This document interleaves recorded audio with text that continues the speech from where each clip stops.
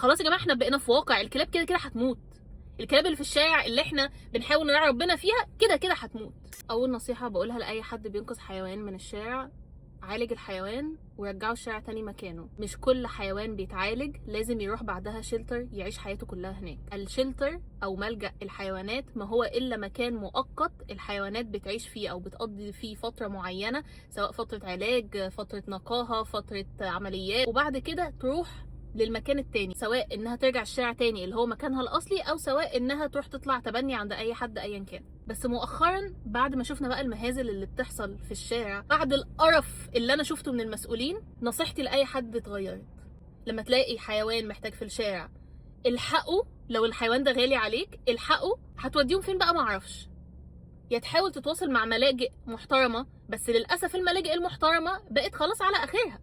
ما هم هيلموا ايه ولا ايه؟ يعني الملاجئ المحترمه اللي بتحافظ على روح الحيوان وبيعالجوه بياكلوه بيطعموه كل حاجه، ما عندهمش اماكن. لان الاولى ان الحيوانات دي تتعقم وترجع مكانها عشان العدد يقل تدريجيا. طول ما انت انسان بتراعي ربنا في حيوانات الشارع هتفضل انت مصدر اتهام. هيفضلوا يتهمونا ان احنا السبب في وجود الكلاب دي، مش ربنا اللي خلقهم. لو حطيت لهم اكل يبقى انت السبب في ان هم بيزيدوا، مش ان هم سبحان الله بيتكاثروا بالتزاوج. لو حطيت لهم طبق ميه يبقى انت كده بتاذي البشر. الحديث بتاع الرسول عليه الصلاه والسلام ان الراجل سقى كلب في الصحراء فربنا غفر له وادخله الجنه، دي كانت في الصحراء بس.